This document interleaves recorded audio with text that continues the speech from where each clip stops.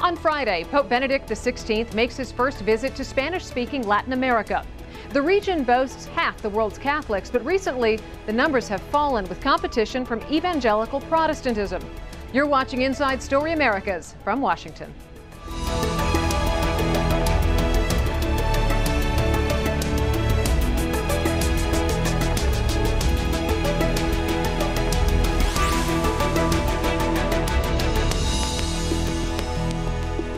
Thanks for joining us. I'm Lisa Fletcher. Pope Benedict XVI has chosen Mexico and Cuba for his first ever visit to Hispanic Latin America. Those are the region's most and least Roman Catholic countries, and he faces many similar and many different challenges in each. First, the Pope touches down in Mexico, which has more Catholics than any other Spanish-speaking country. He'll visit the state of Guanajuato. That's the most heavily Catholic region, where he'll meet political leaders. Then he goes on to Cuba, where Catholics make up only 10% of the population. There, the Church's influence is growing. It played a role in the negotiations to release political prisoners and nudged the government into instituting economic reforms. In both countries, indeed in much of Latin America, the Pope faces a declining congregation. This is partly a result of the spread of secularism and the growing influence of evangelical groups. Devotion still runs high for the Pope's predecessor, John Paul II. He was a regular visitor to Latin America. Many feel the visit by Benedict XVI is long overdue, and he spent too much time concentrating on Europe and not enough time in Latin America. And lastly, there's the Catholic Church's conservative doctrine, which opposes abortion, contraception, divorce, and same-sex marriage. But both abortion and gay marriage is now legal in some parts of Latin America, and Cuba has a high divorce rate. Lucia Newman is in Mexico City and filed this report. When the Catholic kings, Isabel and Ferdinand, commissioned Christopher Columbus to set off for the New World, they weren't just thinking about finding gold and spices, but also about spreading the influence of their church. And perhaps nowhere in Latin America are there as many churches as here in Mexico, which has the second largest number of Catholics in the world. But 500 years after the Spanish conquest, the Vatican is now finding that it must launch a new conquest, this time for the hearts and minds of Catholics who feel that their church is not in touch with the needs of the 21st century. Every day, at least 40 women go to this public health clinic in Mexico City to have an abortion. Ana, who is Catholic, 19, and pregnant with her fourth child, is one of them. What can I do? I have 3 children already, and I need to work to support them. I cannot care for another child. Despite fierce opposition and condemnation from the Catholic Church, abortion in Mexico City is now legal. I would say 80% of the women who come here are Catholic, and they're from all walks of life, married, single, young, middle-aged. Abortion is not the only sign of growing defiance of the Catholic Church's prohibitions. It's archaic to say that you can't have sex before marriage. It's absolutely normal, if done responsibly. In other words, by using contraception, another papal prohibition. Acceptance of homosexuality and even same-sex marriage, which in Mexico City is also legal, is spreading as more and more people criticize the Catholic Church dogma. Many Catholics are also demanding that the Vatican drop the imposition of celibacy for its priests. They say it's hypocritical, particularly in light of all the sexual abuse scandals involving the Church that have now become public. We also find it almost impossible to find anyone who still opposes divorce. Why should you stay with someone who is mean, who beats you? We are talking about a dysfunctionality between faith and culture, in which the Catholic Church has not been up to the challenge. It preaches as though it were still in the 18th and 19th century.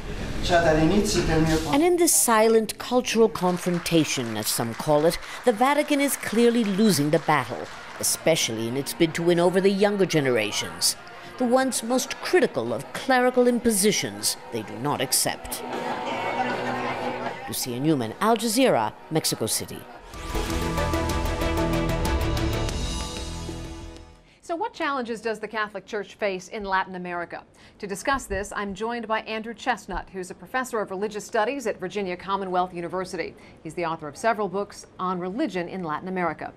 Rodolfo Nunez is from the Metropolitan University of Mexico City and the author of a book titled Religion and Democracy in Latin America.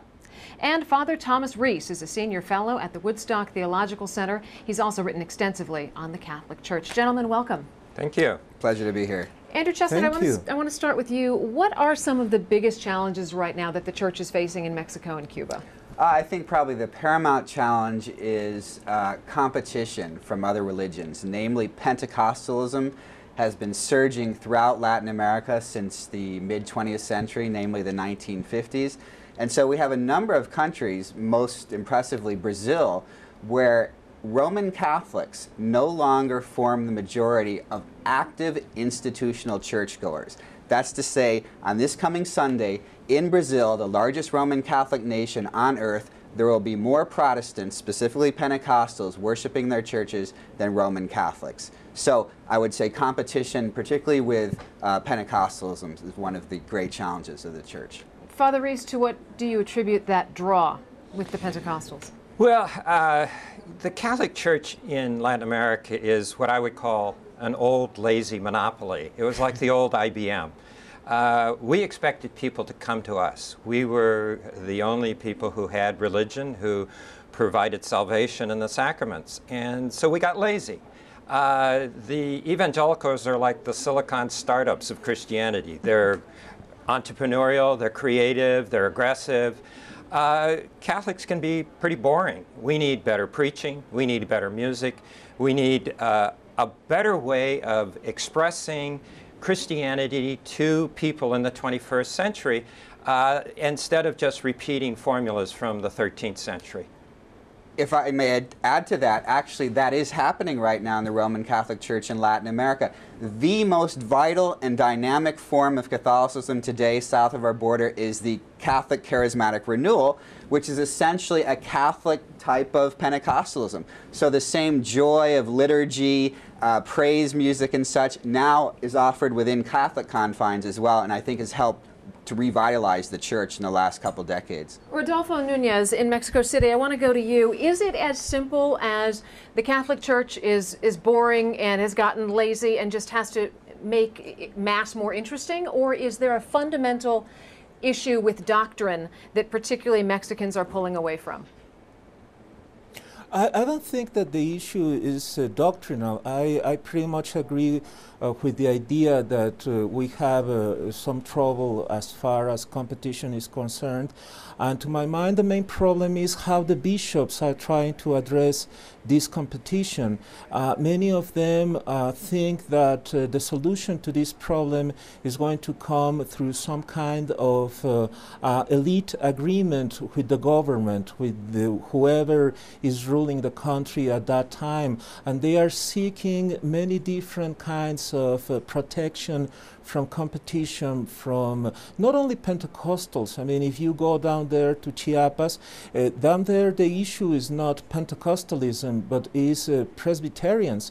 So it's not only this kind of more fun, more relaxed worshiping that you find with the Pentecostals, but it's also an issue of how faithful you are to Christian teachings, and that is why you see, especially in Chiapas, growth of Presbyterianism. So yes, I agree, but the main problem is how the bishops are trying to address these, and they are trying to seek the government's protection, and that's not good for the Church. I want to take a look at some numbers. Obviously, one of the major issues the Vatican faces in Latin America is the thousands of Mexicans who are leaving the Church every day, and that's according to Mexican researchers. More than 96% of Mexicans professed to be Catholic during the country's census in 1970. That number dropped to 88% in 2000, and the Church's membership suffered its deepest decline 10 years later, dropping to 82%. Meanwhile, atheists now count for nearly 5% of the population, while the number of Protestants has doubled in the past decade. Andrew, your thoughts on those numbers? Yeah, I think these numbers, particularly the growth of atheism as well, reflect an even larger picture in Mexico and all of Latin America of the growth of pluralization. Religious pluralism now exists in much of Latin America. Some places more than others. It's more pronounced in places like Cuba and Brazil than it is in Mexico as well. But yeah, I think the fact that throughout the region we also see the growth of atheism and other non-Christian groups. African diasporan groups such as Santeria and Palo Monte are thriving in Cuba. The Afro-Brazilian groups are thriving as well. So even larger than Protestant and Pentecostal competition is a growing pluralization of the religious landscape in Latin America. You know, a lot of people have asked why it has taken Pope Benedict 7 years to make a trip to Spanish-speaking Latin America, especially given the fact that we've seen this trend in numbers for decades. You have a thought, Rodolfo? I don't think that visits, I don't think that the Pope's trips per se will address the issues. I really don't care if he comes or don't comes. I mean, that's not the key issue. The key issue is how the church itself is organizing down here. To my mind, the main reason why he's traveling to Latin America is Cuba. So I don't think that he coming here at this point is going to address any major issue within the Catholic Church in Mexico. If he hasn't come before, well, I don't think that coming now or coming before will have done anything better for Mexican church. You know, but the Mexicans historically loved Pope John Paul II. In a recent poll by the Demotecnica, a national polling firm in Mexico, they found that 3/4 of Mexican Catholics are not excited about the Pope's visit, and they're less excited than they were about when John Paul II came. So at the very least, do they feel marginalized or forgotten a little bit, perhaps, by the Vatican? Well, we shouldn't expect... Take into consideration your own numbers just a about second, the Rodolfo. dropping. Hang on just a second, Father. Well, first of all, we shouldn't expect popes to be miracle workers. I mean, you know, when Pope Benedict comes, it's not going to magically transform the Mexican church or the Cuban church and make all that much difference. Even when John Paul II came. I mean, he was much more dynamic. He was much more loved by the people. But you saw the statistics. The number of Catholics in Mexico still continued to go down during John Paul II's time in office. So I think I agree with Rodolfo. It's a much deeper issue than this.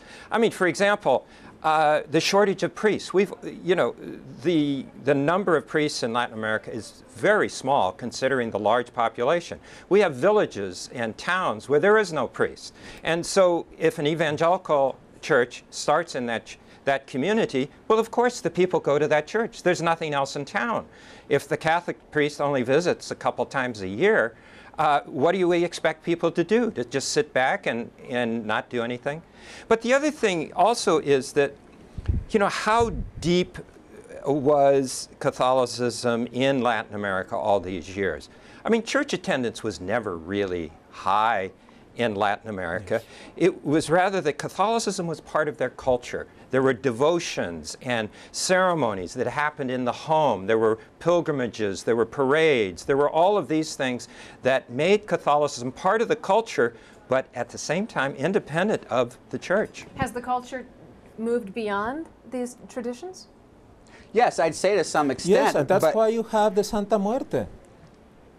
Right. Right, but I would say Santa Muerte goes along with the point that I was making. Explain Santa Muerte for our viewers. Santa Muerte is actually the subject of my latest book. It's called Devoted to Death, Santa Muerte the Skeleton Saint. She is a Mexican folk saint who personifies death. You look at her, we don't have an image of her, but you look at her and she's the female Grim Reaper. I call her the Grim Reaperess in my book. Her cult only goes public in Mexico 10 years ago, and now she counts millions of devotees on both sides of the border among her followers, including here in Washington, D.C. And so, but she's part of this overarching pluralization of the religious landscape. You can opt for folk saints, African diaspora religions, or Pentecostals. Or all of the above. I mean, that's what's very different in with religion as it's practiced in Africa and Latin America. Here, in the United States, I mean, we have these very separate categories. You're a Presbyterian, or you're an evangelical, or you're a Catholic, or you're whatever. And whereas in many of these communities, they don't see these barriers. So they'll adopt whatever works. You know, if going to the doctor doesn't work in terms of getting your child cured, well, then you'll go to some kind of a religious ceremony in the hopes that that works. Right. All of these kinds of things are mixed together, and that's one of the problems the Vatican has with these kinds of what it calls superstitions. When it starts mixing these with Christianity, it sees these things as superstition, whereas the people themselves see this is just part of normal life, that we do all of these things. Rodolfo, does the Pope, does the Vatican see this as that turning, is changing also. Does the Pope or the Vatican in the see U.S., this as, I mean, you have all the migrants changing the very practice of Catholicism up there in the United States, and Catholicism in Latin America has never been that doctrinal, and that is also happening in the U.S. among the immigrants communities up there. Right. I want to take a listen to President Felipe Calderón. Last year he was speaking with the Pope and he asked him to come and visit Mexico. Here's what he had to say. Let me extend the invitation of Mexican people, which are suffering a lot from the violence and the culture of death. And thank you. And they need you so much, more than ever. We are suffering. Mexico and the Vatican have both gone out of their way to say that this is strictly a pastoral visit. It is not at all political. How accurate is that? I'm going to start with you, Andrew, and get everyone's thoughts on that. Well, I think you can't ignore the timing of it. We have upcoming both presidential and congressional elections occurring in July 1st, and the PAN, or the National Action Party candidate, is trailing by 6 or 7 points in the polls. The PAN party 17. historically has been 17 now. 17 points behind. 17 points now, affiliated with the Catholic Church. And so I think there was some hoping that there might be some kind of boost or uptick for the PAN candidate with the papal visit. I don't think that will happen, but I think that was probably... I don't think that the main issue are the elections. I think that the main issue is to keep the church silent about the ongoing crisis in Mexico because of the war on drugs. That's, for me, the main issue. I don't think that Pope Benedict is going to make a political statement as far as supporting one candidate or the other. And right now, the way the election is going, there is no way for Pope Benedict to make some kind of miracle for the PAN. The main problem right now is what is going to happen with many bishops that are very worried about what is happening in their diocese about human rights violations. And the main problem there is that the federal government in Mexico expects a church to keep silent, to not criticize the abuses performed by the federal forces, by the army, and by many other actors in the scene of the war. So for me, that's the main issue, not the elections. Right, but I think it's supremely interesting that he is visiting, spending his entire time in not only the most Catholic state in Mexico, 94% I think of Guanajuato is Catholic today, and the most panista state as well. The PAN has held the governorship since Vicente Fox there in 1991 as well. Protestants are less than 2% of the population, so very interesting. And León, which with Archbishop Martin, also is really the seat of conservative Catholicism in the entire country. So very interesting choice, and also bypassing Mexico City, which now is the largest city in a Catholic majority country in the world in which same-sex unions have been legalized and abortion as well, as of put into practice 2010. Well, I mean, this shouldn't surprise us. Every time any pope has gone to a country, the political leaders try to use it for their own advancement, whether he's gone to the United States or France or anywhere in Latin America. That's what politicians do. They try and use everything to support themselves and their political agenda. But I mean, the church has had to deal with politicians for 2,000 years. And I think that the Catholic Church is realizing that it has to stay out of partisan politics. And as Rodolfo says, we're not going to see the Pope endorsing PAN. Now, would most of the bishops probably like PAN better? Well, yeah. I mean, the Revolutionary Party. Not necessarily. They have had many problems in recent months. I mean, you just look at the number of human rights violations, and many of those violations are happening in some of the poorest dioceses in this country. So, I mean, they are not happy about what is happening, and Calderon himself has been very critical of the church criticism on the war on drugs. Well, it's going to be very interesting to see whether the Pope does say anything about human rights violations when he comes. He was talking in 2005, right before his papacy began, how wrong it was for this narco-church relationship to be going on in Mexico. And in 7 years, that hasn't really changed. In fact, some say that it's escalated. So I'm wondering how much of a point of discussion that is going to be on this trip. I don't think it will be a point of discussion, at least not publicly, no. No, I don't think. Perhaps some passing there are no commentary, conditions to even address those issues at this point. Okay, let's jump over to Cuba. The Pope is going there after he's in Mexico. What do you think the purpose of this visit is, or it may be multi-purpose? Oh, I think it's always multi-purpose. I mean, he's going there to, as in every one of these visits, to be with the people, preach the gospel, pray with the people. But he's also there to support the local hierarchy, to support the local bishops in their quest to have a more free society for religion and for the people in general in Cuba. The Pope and the bishops are trying to walk this fine line where they push the government, more and more towards freedom, but don't side with those in Florida who would like to have a revolution, a violent revolution throwing out the Castros. At the same time, so that they're pushing, but they're doing it in a way that moves the society farther towards freedom, but at the same time tells other people, like the United States, that these economic embargoes are a disaster for the people. They don't change the regime, but they hurt the people. So on the one hand, they're pushing the government towards more freedom. On the other hand, they're pushing, by going to Cuba, to the rest of the world saying, let's help the people in Cuba get rid of these embargoes.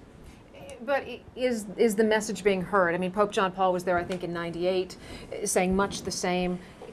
Decade and a half has gone by. Has anything significantly changed? Has this moved the needle at all? Has the Vatican moved the needle? Yeah, I think so, definitely. There's definitely been a detente and there's been greater religious liberty. I think that was a real catalyst to the papal visit in '98. Lots of prisoners released. Right. Political prisoners released. The church has really been a champion on the human rights issues of negotiating the release of political prisoners lately as well. So yeah, there's definitely been an opening improvement since '98. It's interesting something like that up against just last week Cuban dissidents were taken into custody, which is an interesting entree to the Pope's visit. And I should also add that the Cardinal of Cuba asked that dissidents who had taken over a central Havana church be expelled from the church as well. And so there's a very fine political line that the church is walking as well. Rodolfo, you had a thought. Yes, it's very important to take into consideration also the fact that the Cuban Communist Party sees the Catholic Church as a more reliable partner in trying to perform some kind of opening, some kind of political opening down there in Cuba. I mean, with the Protestant churches, the main problem that totalitarian regime as Cuba has is that they have to deal with too many pastors, too many priests, too many leaders. With the Catholic Church, the advantage they have is that they are only dealing with the Archbishop of Havana, and that way is so much easier for them. So there are some advantages also for the Cuban regime in favoring, up to a certain extent, their dealings with the Catholic Church.